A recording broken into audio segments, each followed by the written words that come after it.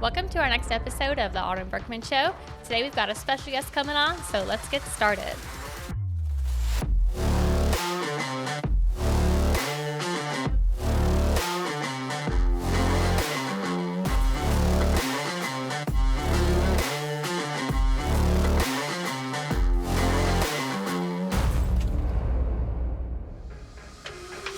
All right, well, today we've got a special guest, Sam Eckerson.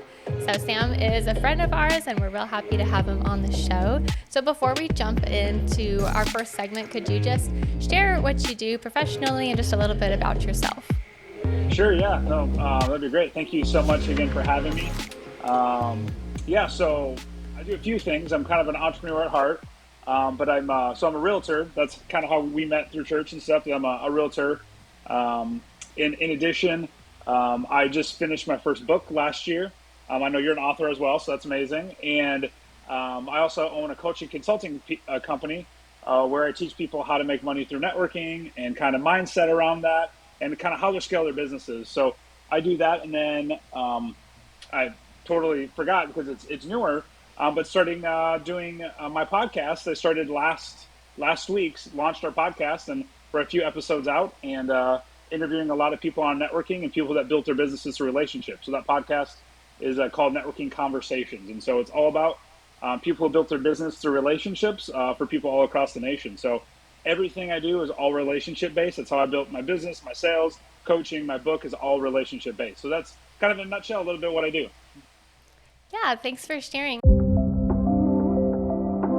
So for our first segment called Cultural Conversations, right, we just talk about what's happening in society, what's going on. So we wanted to jump into your podcasts, so networking conversations. So kind of similar vein, but focused on networking. So with all you have going on, what was your motivation to drive you to launch this new podcast? Well, yeah, no, I think the statistic is it's something like 94 to 98% of college graduates say that networking is the best form of advertising. But only 2% of them were ever taught. Right?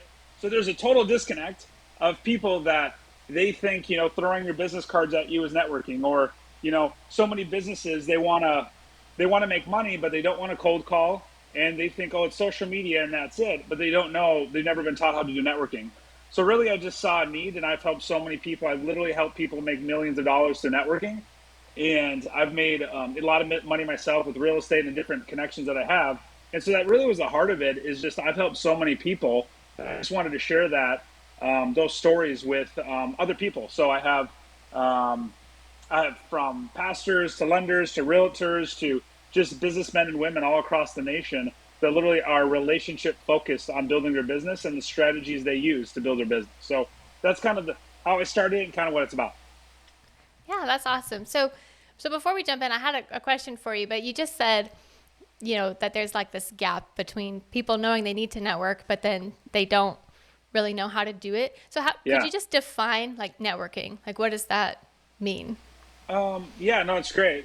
So for me, I define it a little differently. So a lot of people think networking going to a chamber of commerce, and that's a way to do it. But I like to say connecting more than anything. And what I say is a lot of organizations, they want you to go to know people really wide. But I think it's more about knowing people really deep. And networking kind of the heart of it, and I think society has taught it wrong, is that networking is never about you. It's always about the other person. I just had a conversation today. I just did a kind of a brunch with a friend of mine, a financial planner friend of mine, and I was talking about these things with him, and it's kind of just a paradigm shift in society, like getting your mind off yourself and adding value to people. And so like my podcast is really just to add value to people, and people glean from it. They say a lot in my circles, R&D, rip off and duplicate. Rip off me, duplicate what I've learned, those around us, and use it to your own business. If I can help you scale your business, do that. So really, I think where society it's different. My thinking is it's always about the other person. It's not about you. So it's about connecting and going deep and adding value to people. Yeah, so that's actually exactly what I had this quote that I found. So it says, research shows us that networking can make people anxious, and 1 in 4 people don't network at all. And because professional relationships formed primarily for the purpose of getting ahead, tend to feel one-sided and selfish, we find ways to avoid networking altogether. So I feel like this just says, I mean, what you were just saying, that society kind of has this view of networking as selfish, right? You're supposed to go in to this relationship to try to see like what you can get for yourself out of it. So how could people make that shift? Like they still want to grow their business and they still want to develop, but how can they shift to seeing opportunity to add value? Sure. No, it's great. I think I can't remember who said it, but there's a saying that goes around that everybody has a sign around their head that says "Make me feel important." And I think that's the crux of networking is like people always want to feel valued and important and appreciated. And one of the four things that in networking, what networking does is you want to save people time, save people money, make people money, or make them more efficient. In networking, those are the four things that you're trying to do for other people. And so what I the financial planner that I was meeting with today, I was just talking about how he was saying how he doesn't want a cold call, he doesn't want a door knock because it stresses him out, he doesn't like that. And I'm like, I totally get that. And I'm like, well, how are you doing it? And he told me kind of it, and it was very salesy. And I said, well, maybe you need a different script or a different paradigm shift with your thinking. I said, what if you go in there to add value? And he's like, well, what does that mean, right? Like, okay, what are the scripts? How do I do that? I said, what if you go door knocking and let's say, you know, I think we were in Claremont earlier today. Yeah, I've kind of been all over today, but in Claremont, I said, what if you went downtown Claremont, those are listening, Claremont, Florida, and I said, what if you went to the businesses and saying, hey, you know, how do I provide financial services for you? What if you said, hey, what's one need or what's one problem I can help you solve in the next 30 days? Or what's one connection that you need in the next 30 to 90 days? That totally is a totally different way of thinking, right? Yeah. So, and say, hey, so what's going to happen is they're going to be, and this is what I do in my consulting, I go over problem solving with people and kind of just do a shift in their thinking that if you do that every day, would you rather have conversations like that or be hung up on every day or the door slam in your face? So what you do is you say, if you're doing cold calling things, you're saying, hey, Mr. and Mrs. Client, prospect, whatever, what's one problem I can help you solve in the next 30 days? And they might say, I've never been asked that before. Say, okay, great, that's amazing. How about I follow up with you in a week and you think about that, and because I would really love to help you solve that problem. Then you follow up with that week. Or if they're like, hey, actually, I need a plumber. Can you connect me with a plumber?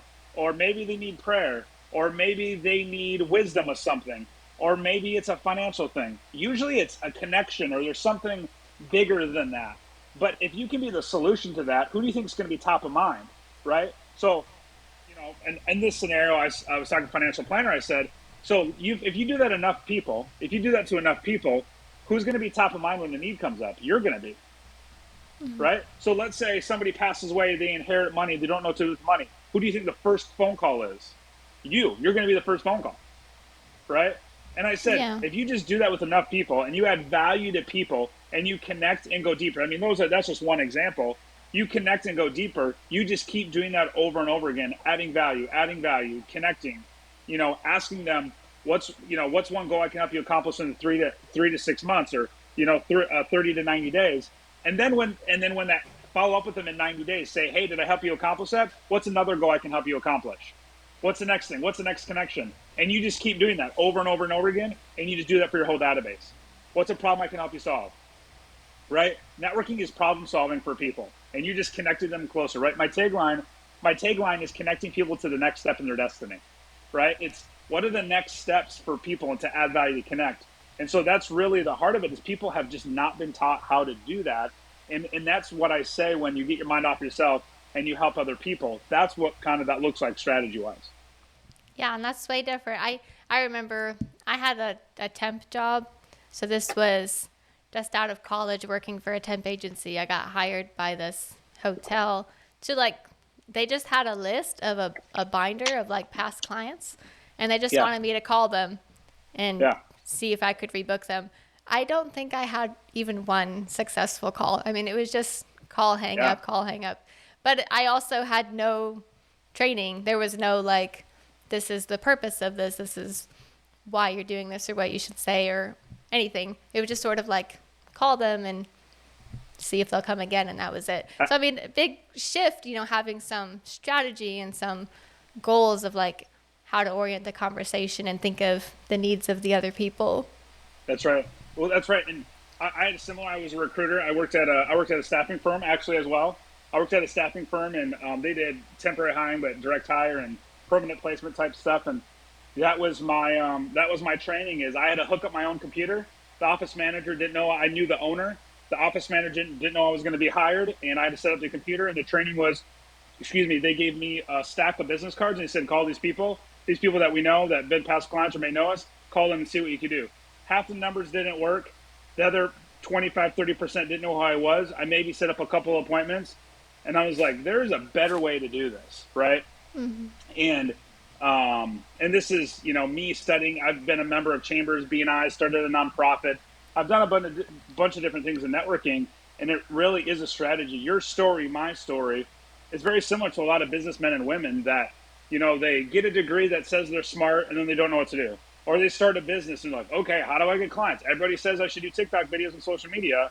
And it's like, that's not everybody's jam. Not everybody wants to do that. Social media, I use it, but like me connecting, doing podcasts, speaking, that's my strength, right?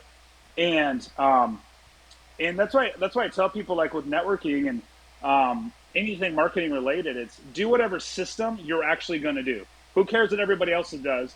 Well, do what you're going to do and actually implement, right?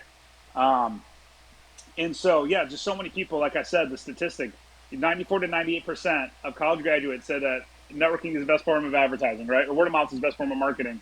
And only 2% were ever taught. There's a huge disconnect in our society. And so many people, I think you said that 25% of people don't network at all. And it's like, because they don't know how, or they've never been taught, and it's intimidating because they think that they're just going to get the door slammed in their face or hung up on, right? And that's most people, that's what happened to them because they were never taught how to do this. Right. So, right? so what would you say, like, to people who had an experience like you or I? Or I was kind of looking at some articles and I saw one that was like 10 ways to overcome fear of networking, right? So if like their only framework of networking is, all the hangups and just, it's discouraging. I remember being discouraged, when that was my job, and it was just, it felt like failure after failure after failure. And then it's hard to want to keep doing it, right?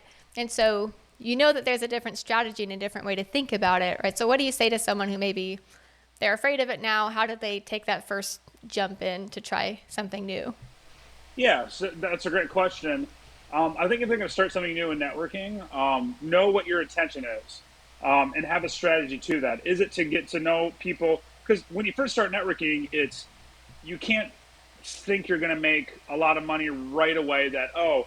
It's more about farming than it is about hunting, right? It's not one shot, one kill. Like, oh, I got somebody, I won the day. It's more about, hey, I gotta cultivate this garden and blueberries and tomatoes, and over time I'm gonna reap a harvest, right? And so I think that's first off is people have to shift their thinking that it's not about hunting. It's really about harvesting and farming the crop. So you go into a place and you just over time strategically add value. And one of the things that just kind of a technique is, if you go to Chambers, and part of my training, I actually talk about this. I have a series called Never Cold Call Again. And I talk about it like, if you're going to go networking stuff, go there to serve. Go there to serve right away. Don't even have a goal to get a customer right away. That shouldn't be your goal.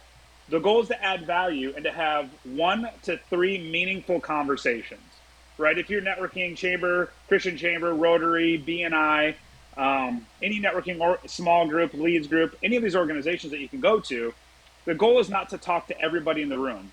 The goal is to add value to one person. Focus on that. I want to have one meaningful conversation. Because then what happens is you do that, and then the next week you meet that person again, and then you have another 1 to 2 meaningful conversations. Then you go back again the next week. So instead of knowing everybody really wide and really shallow, you get to know everybody really deep over time. So then you're top of mind of adding value. And so those are just a couple things that it's really just a paradigm shift, that people think that they're desperate, they got to close a deal, and I need it or I can't pay my bills. And it's like, it really is a paradigm shift in your thinking. So that's why I would say if you're taught wrong, moving forward, think on those things about just adding value to people and go with that kind of strategy. Yeah, I loved your garden analogy, right? Hunting versus gardening. Like, that's such a different way of thinking, one versus the other. So before Yeah. we shift into our next segment, I just wanted to ask, you've been launching this new podcast. I know you've been working on it for a while. What's been like your favorite part of developing this podcast? That's a great question.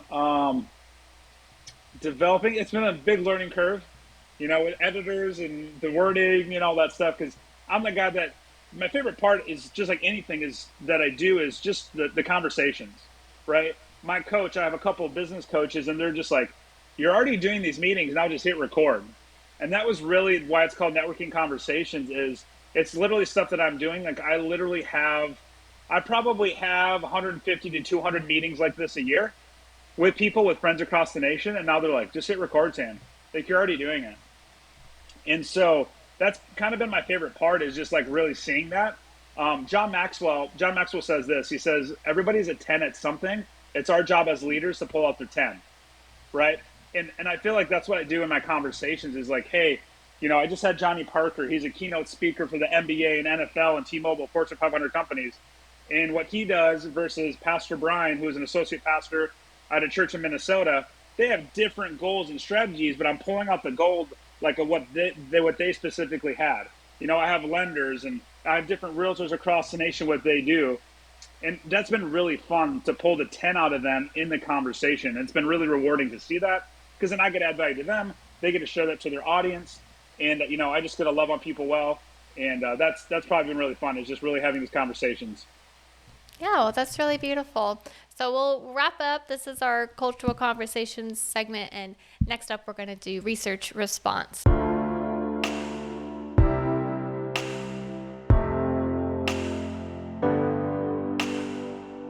The research that I looked up is about loneliness. So I wanted to share a little bit of data about it. So this first one, this is from the CDC. So it says that about 1 in 3 adults in the U.S. report feeling lonely, and about 1 in 4 adults report not having social or emotional support. And they state that this can affect people's health with heart disease and stroke, diabetes, depression, dementia, and even earlier death. And then I found this study called The Complexity of Loneliness from the National Library of Medicine. They state that loneliness is a prevalent and global problem for adult populations, and a number of different studies have linked it to multiple chronic conditions, including heart disease, lung disease, cardiovascular disease, right, and many others. And then they state further down that social isolation, which is considered to be an objective and quantifiable reflection of the reduction in the size of the social network and the lack of social contact, is associated with an increased risk of developing cardiovascular disease, infectious diseases, cognitive impairment, and mortality. So, I mean, all of that, right, just kind of emphasizes what we were talking about earlier, just this value of networking and adding value to people and those relationships. And I think sometimes we don't even realize how much those factors in our life affect our own health and the way we feel about things, right? And talking about people who are like sometimes afraid to jump into, even in a business setting, right? Not even really just thinking personally, but they're afraid to jump into relationships, or maybe they're afraid of that rejection, of being turned down. And right, that can kind of transfer over sometimes into how they feel just personally about themselves. Yeah. So I found one interview. So this is with Tyler Vanderweel, the John L. Loeb and Francis Lehman Loeb Professor of Epidemiology at the Harvard School of Public Health. So he talks about this. He talks about how 50% of Americans report being lonely. And he says, we have much better data going further back on community participation and social isolation. Trends over the past several decades show less community participation and more people living alone. Religious service attendance has fallen dramatically, and marriage rates are low. So we kind of see this trend of kind of pulling back from just normal, I guess, community living, church, marriage. Sure. So what do you think kind of contributes to our society changing and kind of pulling away from those, that community aspect? Well, I think a huge part of it, to be honest, and our families might have talked about this, is really the social media. I think I've heard it said that social media allows you to connect to somebody across the world, but doesn't allow you to connect with your neighbor. right? And I think it's that thinking of, people want to present themselves on social media front of the stage, that they're perfect and they got the new hairdo and they got the new Air Jordans and they got the new Lambo and they got the Louis Vuitton purse and all these things, but they are broken and torn up inside, right? And so, Dave Ramsey talks about impressing the Joneses, right?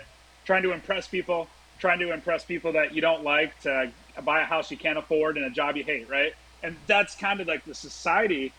And it's really about, our families again have talked. Obviously, we've known each other for years, but it's really just like connecting with those people that really go deep and add value to you, right? Like finding your tribe. And I think so many people. I've heard a statistic. Do you know who Dr. Caroline Leaf is, Autumn?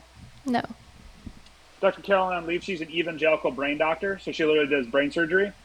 Um, she wrote a book called Switch on Your Brain, and she talks about how literally through the power of your words and speaking life over your destiny, over your future, and over people, that you literally can do brain surgery on your brain and literally rewire your brain. And she talks about how I think it's 93% of diseases are all thought based. Oh, wow. She like goes into the neuroscience of it. Highly recommend anybody listening, Dr. Caroline Lee. I'm not getting paid to say that, but I literally have copies of her books and I give them out. If we were live, I'd give you a copy.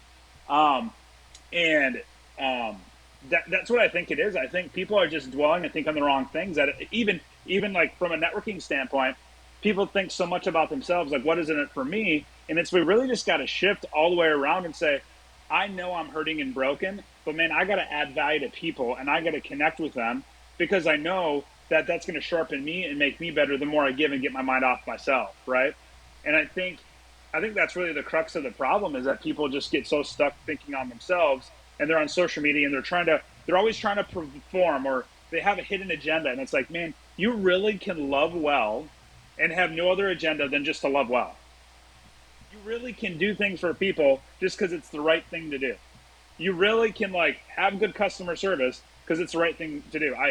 I spoke at my BNI chapter today and I did my 10-minute presentation and I'm with Keller Williams and we're the number one. Keller Williams has been voted the number one in customer service in real estate and the number one training company in the world and all these things. And I said Chick-fil-A. I said consider us the Chick-fil-A of real estate because we have customer service and training and all those things and all those things. Customer services.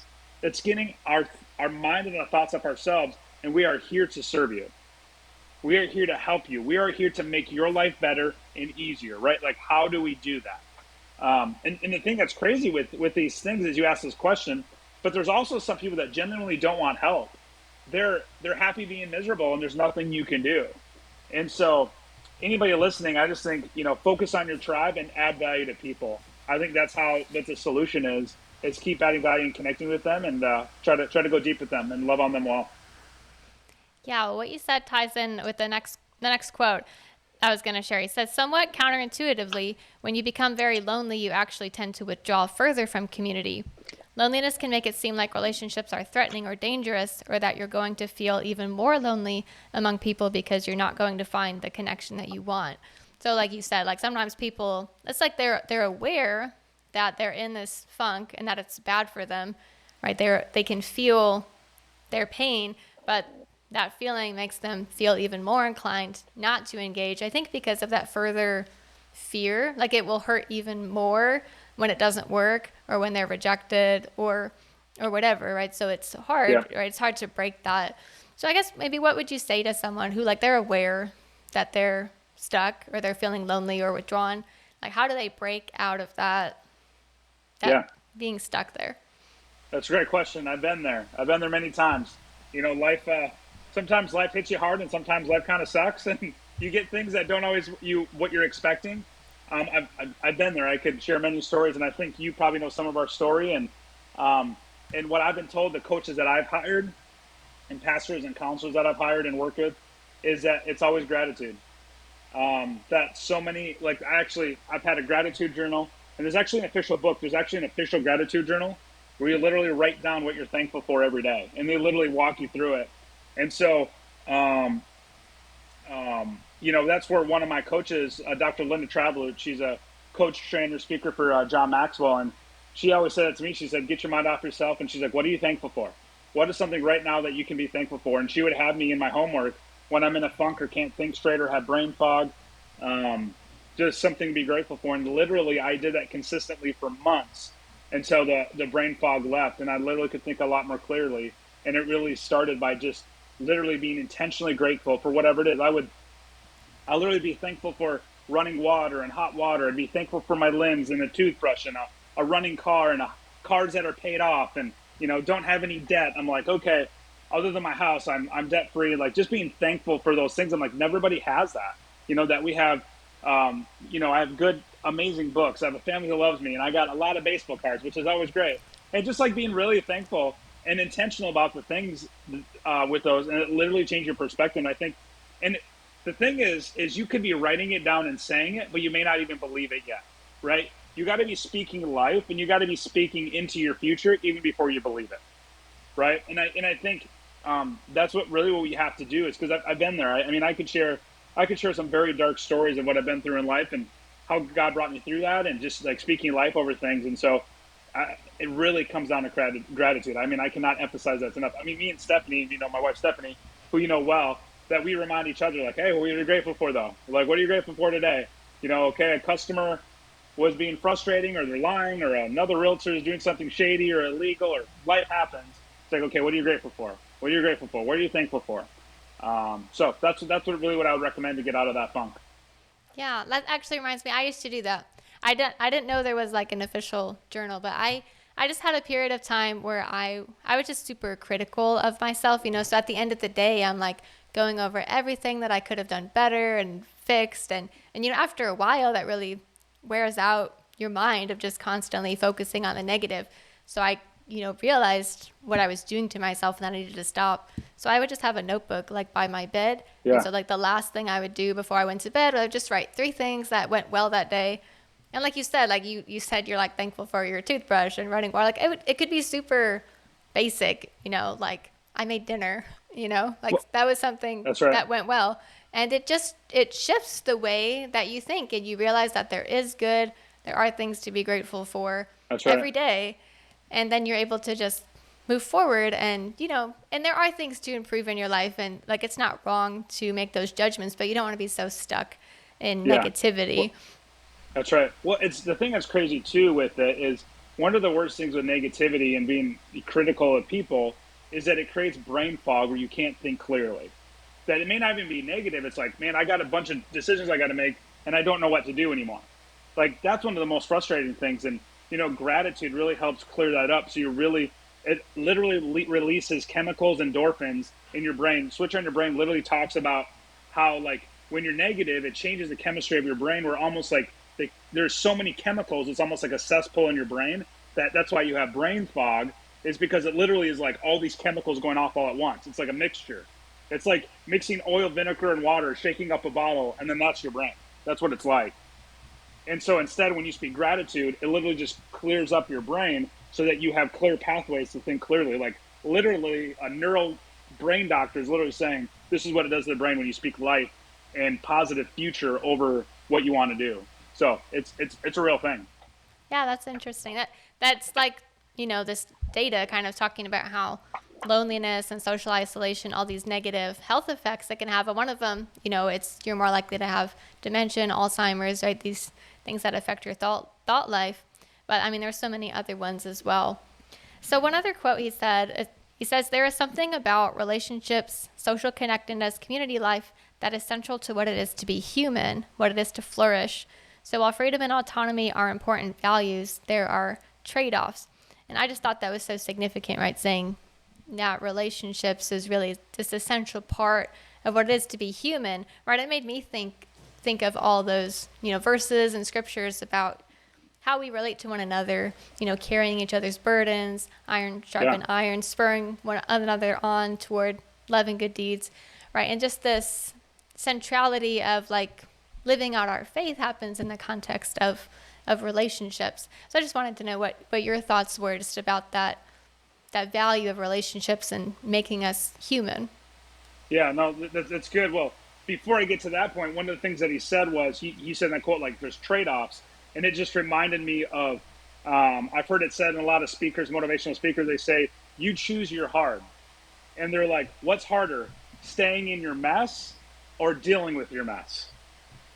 Right? You choose your hard. And that's what I would just say with people stuck in that is, just really you choosing your hard. And, from a networking standpoint, kind of to your next question, is it harder to be comfortable or is it harder to be uncomfortable and meeting new people and doing new strategies? And I agree that, the definition of insanity, doing the same thing over and over again, trying to get different results. Of course, I'm not saying do networking like society says to do it. Try it my way or the way networkers do and see what the result is. When you're at church or the Bible study or Christian chamber, regular chamber, and literally go there and ask people, like one of the things I say, like a really good question that you can ask people, and it's really fascinating when you do this. I don't know if you've ever done it, but it's really fun. Ask this one question.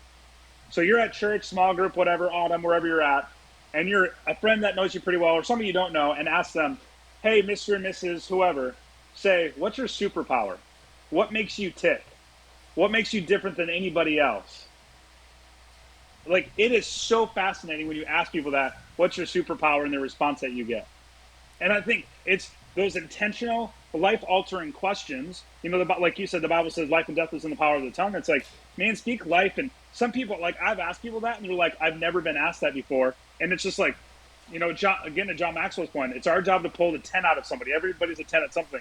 You're pulling that 10 out of them that they may not even know what they're good at, but by asking that question, they're like, wow, I'm actually really good at that. That is literally what I needed to do today.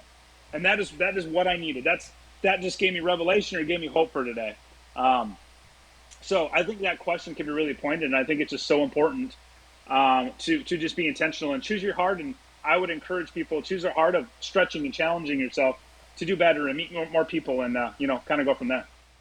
Yeah, I think sometimes we underestimate the value of those simple moments, right? I mean, it seems so simple, just, asking a simple question to draw out, right, the strengths of somebody. But it can be so meaningful. And I think when we really take the time to reflect on our own lives, we realize how many of those simple moments that to someone else, right, they might not have even known how significant it was. But to us, right, we remember it and it caused a shift, right, and helped us.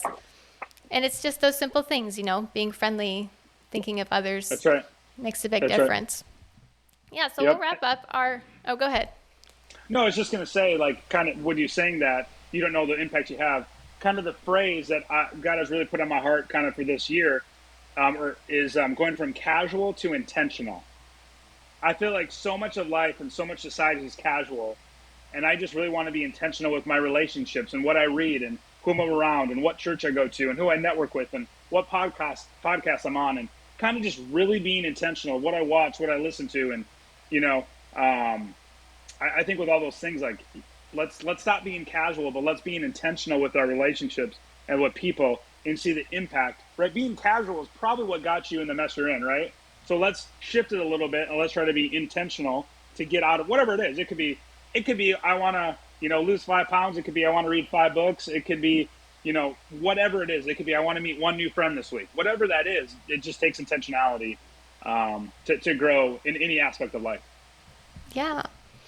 Yeah, that makes me think. I mean, a lot of what we've been talking about is really just like taking the value and wisdom from, right, what God's taught us in Scripture, right? How we view other people, how we view relationships, what our life is supposed to be about. And it's these simple things, but it's like you said, being intentional, taking the time to actually think about how to apply it and use it in our lives. So we're actually going to jump into that. So this kind of wraps up our research response. Our next segment's Let's Get Personal. So I was just going to share from our own life just kind of this value of community and relationships and, right, other people who were intentional and how it blessed me. So you already know that Joe and I are fostering. And so through that journey of fostering, we've had times where we've had those relationships with people where people knew what was going on and how to help. And we've had times where we didn't. And so just the difference it makes, right, when you have new children coming into your home and when you feel like it's just you and nobody understands you, it's a big struggle, right, to get to know them, to adjust, to kind of figure out this new layout of your day-to-day life with new people in your house. And it surprised me how big of a difference it was when we had, the same thing happen again, but we had people who knew what we needed. And so people came and they brought a meal, or people came and they brought extra clothes. And like they didn't, they weren't giving me parenting advice or helping me run my house, but just that feeling of like somebody came because they believe in us and what we're doing, and they valued it enough to take time out of their day to drive all the way to my house and bring me food. Right? It Yeah. makes such a difference in just the way that you look on it. And I know for you, I know you probably have several stories, but I know you wrote your book, 43 Hours, and I was struck when I was reading it, about your community and right how people were there for you. So if you could just maybe first share a little bit more about your story and kind of what prompted you to write it. Sure, sure. Yeah, I was trying to see if I had a copy, but I think I do of my book. I gave one away actually. The financial planner I was with today, I told him my story and I gave him a copy. But so those that are listening, I wrote a book called 43 Hours, which is on Amazon or Kindle. Um, and what motivated me to do it, I think a lot of people, kind of what we were talking about earlier, just don't have hope. And I think that book, I mean, you read it, it's very hope filled. Like I don't back down kind of from the biblical base, and I won't back down from that because I really am a living miracle. And it's based 43 hours as I was in and out of the hospital in 43 hours when I was a child. I had a brain injury as a kid. I fell off a car, had a TBI. Read the book, it gives more of the details. And through the power of prayer, I mean, this is a super short version. I was healed and walked out of the hospital in 43 hours after having a brain injury. My brain just literally, through a miracle, supernaturally just quit bleeding, and I walked out of a hospital. And so, you know, there's just people that are just hurting so much. And, the book talks about how so many people that were praying for me when I was in the hospital. And when I got out of the hospital, people are still praying for me. And, that support group, like to you said, with fostering and foster kids and stuff it's really a big deal. And I know that my brother and sister-in-law fostered, and they actually adopted one of the kids that they were fostering, and has been a part of their family for years now. And so I know the importance of that. And so community is just so huge, and you're just giving back. And I know that's not everybody's story, and that's not everybody has an experience, or maybe somebody lost a loved one because of a brain injury, things like that. And I'm like, man, I just want to give people hope and get their mind off themselves, and help. And I think I've given more books away than I've sold, and that's okay, right? Like I just really want to help people with it. So that's kind of really the purpose of it, behind it, and kind of a little bit about the book. Yeah. So how has like reflecting on, because I know through the writing process, right, you were kind of back in conversation with people who were there while this was going on in your life. And so how has kind of that refocused on your community and like where you were at, kind of, I don't know, what has your reflection been as you've thought about kind of growing up where you were and the people that were there for you? Yeah, no, it's actually been really cool. And when I was writing, it took 4.5 years to write. Because God, I'm a realtor businessman. I'm like, okay, God, what business do I have doing writing a book, right? Like, the Bible says God uses the foolish things of the world to shame the wise, right? And I'm like, this is pretty foolish. What am I doing, God? How do I do this? And He just connected me with the right people, and it was so therapeutic, and just getting understanding. There was many times. So I did interviews I grew up in Worthington, Minnesota. That's where this injury happened. And just interviewing pastors, people that were there. I mean, literally, I got so many people, a firsthand account. I got recorded, documented people that were there. And then in addition, I reached out to the hospital that I went to, and I got, I think, 72 pages of nurses and doctors' notes of fact actually it happening. I literally have the paperwork that literally says where there's a brain injury, and then I walked out. I mean, it was so crazy. And so it was just really powerful and therapeutic, and just so grateful. I mean, there was many times. Stephanie, my wife, has read it, when we were kind of editing it and going through it all and proofreading it. I mean, we've read it.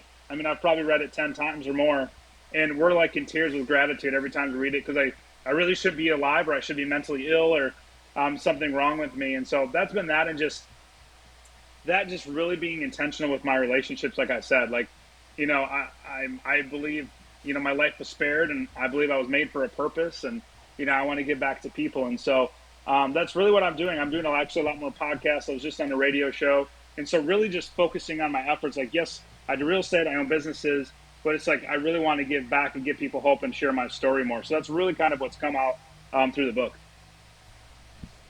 Cool. That's a really great experience. How has that, I mean, you kind of shared this a little bit already, but I guess if you have anything to add of like how this influences the way that you engage with your community now. Yeah, I think how I engage with it, I really have something to offer. And so with my story, that if somebody's hurting or broken, I literally give them a book. Like if I feel led to say, hey, I know this isn't yours, but hopefully this gives you hope. And I'm really just able to connect with them that level. And I can say, it's one thing to say, hey, I've been there. But if I say, hey, I've been there, read my story and let's talk about it when you're done reading it. Right? Like that's like a different perspective. And it's really fascinating. I'm having people read it that don't believe the same as me. And that's okay. And I respect their belief. I don't agree with it, but I respect it. And just read that. So I've just been able to connect in that way, of just offering those out and just try to add value to people. It's just another way, the Bible, the 1 Corinthians 13 is the love chapter, right? How we love well. And I'm like, man, this is just another way for me to love people well and love people where they're at. So that's just really being intentional with that. Yeah. And I think your story, also demonstrates that, like the people in your life, right, who were intentional, right, who took the time to pray, who took the time to, speak on your behalf. And what a difference for you that you're here, as a miracle and all that happened. It's it really is through community, and it really through his relationships why I'm alive today.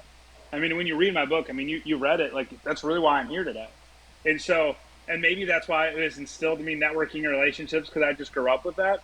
Being born and raised in ministry, being a pastor's kid, we had always had people over at our house, even when I was little, till when I was a teenager and adult, like just always having people over. That's just what we did. We were that safe house where people could come and sleepovers and parties and just hanging out all the time. And so it's really kind of interesting that I was kind of a networker from the womb. Like I just was always around people, and that's not everybody's story, but I think that really set me up for success, just talking to different people of different backgrounds and different generations and genders and races and all those things. That's just like, man, God really doesn't care about all that as much. He cares more about your heart than he cares about skin color, tone, hair, weight, height.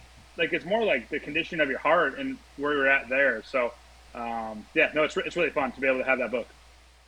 Yeah, and it's so powerful how those relationships and connections with people help break down, right, those, like that you're kind of bringing up, those barriers in society that kind of want to wall you from different groups. But when you really get to know somebody, you realize their humanity and just how you can connect with them.